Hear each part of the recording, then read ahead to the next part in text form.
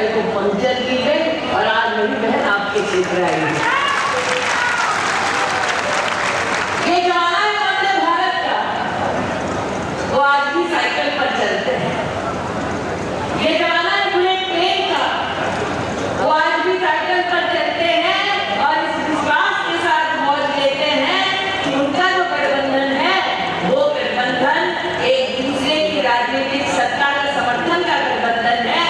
आप जिस गठबंधन जिस पार्टी से ताल्लुक रखते हैं वो ऐसा जो लोकतंत्र की रक्षा और लोकतांत्रिक ढांचे में जनता जनार्दन के उत्थान के लिए समर्पित हो। मैं भी सोच रही थी इस लोकसभा में आने से पहले कि कांग्रेस की हार का सबसे पहला संकेत क्या कि मेरे प्रदेश अध्यक्ष के सामने कांग्रेस ने लड़ने से इनकार कर दिया। कांग्रेस की हार का दूसरा संकेत क्या कि जो एक दूसरे को विधानसभा के चुनाव में आंख नहीं सुनाते थे, जो एक दूसरे के ऑफिस से अकेले बाहर जाते थे, कांग्रेस ने कहा चल ठीक है ये सीट करके तुमको दे दे। लेकिन भैया हार से डरकर भागने की कांग्रेस की फितरत शुरू हो गई है। अमेठी वालों से पूछो, जिन्होंने देखा दिया तो सपा को दिया और सपा ने उस टिकट का क्या किया। हम अच्छा भैया मीठी भैया से लड़ने आए थे साइकिल वाले, फिर वहां दिल्ली से निकले, अमेठी से दिल्ली पहुंचे तो हमको किसी ने फोन किया मध्य प्रदेश का, दीदी सपा ने अपना टिकट बदल दिया। मैंने कहा यही नियत बदलती है, उनका टिकट बदलना आश्चर्य की बात नहीं है। इसलिए आज मेरे भैया आपको जीत की अग्रिम बधाई देती हूँ। आप सत्य के पक्ष से लड़ रहे हैं, वो अधर्म के पक्ष से लड़ रहे हैं, आप लोकतंत्र के पक्ष से लड़ रहे हैं, वो लोकतंत्र को छिन्न भिन्न करने वाले ऐसे लोगों के प्रांगण से लड़ रहे हैं। और मेरा ये मानना है कि जिसके पक्ष में धर्म हो, सत्य हो, लोकतंत्र हो, जीत उसकी आपकी। आज भारतीय जनता पार्टी का कार्यकर्ता जिस पार्टी में 2 सांसद थे, आज वो 400 पार का नारा लगाने की क्षमता रखता है। सीना तान कर सर ऊंचा करके विनम्रता के भाव के साथ वोटर के पास जाकर वोट मांगता है। आज जनता जनार्दन में कहना चाहती हूँ कि सपा को वोट देना मतलब वोट जाया करना। सपा को वोट देना मतलब उन ताकतों को वोट देना जो देश के टुकड़े करना चाहते हैं। सपा को वोट देना मतलब उनको वोट देना जो तिजोरी लूट के और अभी जिनकी नजर तिजोरी पर है, वो उनका काम कभी पूरा नहीं हो पाएगा, क्योंकि नागरिक पुनः कमल का फूल खिलाएगा और मोदी को प्रधानमंत्री बनाएगा। इसलिए बूथ पर जो कार्यकर्ता जाए उससे आग्रह है सर झुका के, बूथ पर नजर बढ़ा के, हाथ जोड़कर मोदी के लिए आशीर्वाद मांगने का हमें मौका मिला है। ये मौका हमसे छूटना नहीं चाहिए।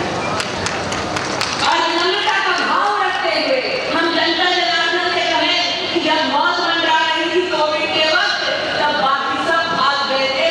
भारतीय जनता पार्टी का कार्यकर्ता घर घर गाँव सैनिटाइजर और मास्क बांट रहा था, हर गली में भूखों को खाना खिला रहा था।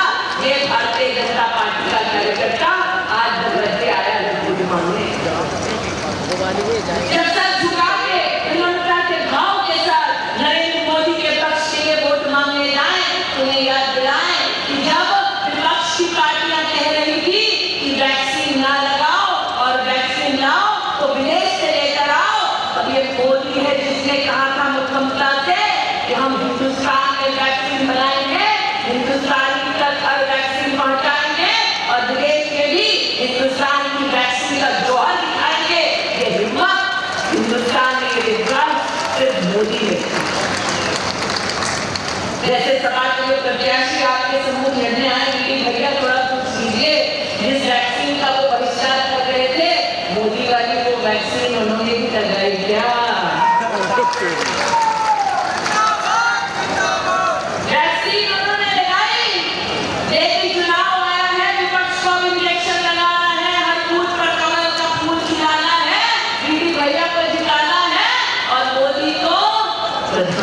प्रधानमंत्री बनाना है। जब विनम्रता के भाव के साथ जनता के सम्मुख जाए, हम सबको भी कलेक्ट्रेट जाना है, इसलिए संक्षेप में कहूंगी, जब विनम्रता के भाव के साथ आप घर घर जाए, तब जनता से कहें, जरा दिल पर हाथ रखकर कहो, अगर मोदी नहीं होता देश का प्रधान सेवक, अगर कांग्रेस के हाथ में, लिबरल के हाथ में बागडोर होती देश की, तो क्या हर गरीब तक मुफ्त का राशन पहुंचता? अगर मोदी नहीं होता तो क्या हर गरीब का बैंक का खाता खुलता? अगर नरेंद्र मोदी नहीं होता तो क्या भव्य राम मंदिर का निर्माण हो पाता? इसके राम भक्तों, हर घर जाओ, शीश झुकाओ, हर घर जाओ, शीश झुकाओ, मांगो आशीर्वाद नागरिक का, कहो कमल का बटन दबाओ, पुनः मोदी की सरकार बनाओ और देश के लिए उज्जवल भविष्य का। आज मैं आहत मुद्रा में कुछ बोलने वाली हूँ, बुरा मत मानिएगा पत्रकार मित्रों। आज इस प्रकार की राजनीति चुनाव में देख रही हूँ, सुना है कुछ लोग वायनाड में अपना पर्चा भर रहे हैं, वहां मेरे प्रदेश अध्यक्ष के सामने चुनाव लड़ रहे हैं और कह रहे हैं अब तक इतनी हो गई है उनकी राजनीति की कि आतंकवादी संगठनों से वो सहायता मांग रहे हैं। ये वो लोग हैं जिन्होंने भारत की संसद में भारत का बहिष्कार करने का दुस्साहस किया जब भारतीय जनता पार्टी ने कहा धारा 370 हटेगी।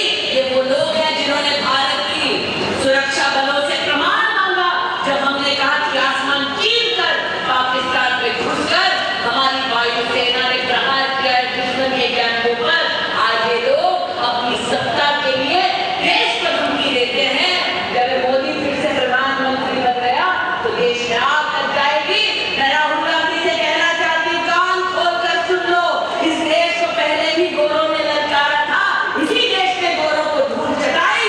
इस देश को पहले भी दुश्मनों ने ललकारा था, इसी देश ने धूल चटाई।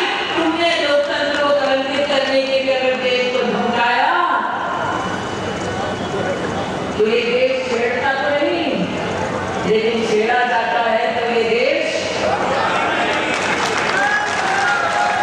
इसलिए विनम्रता के भाव के साथ हर कार्यकर्ता जाए, हर घर तक जाए, कहे बटन दबाओ कमल का, मोदी को पुनः प्रधानमंत्री बनकर सेवा करने का मौका दो।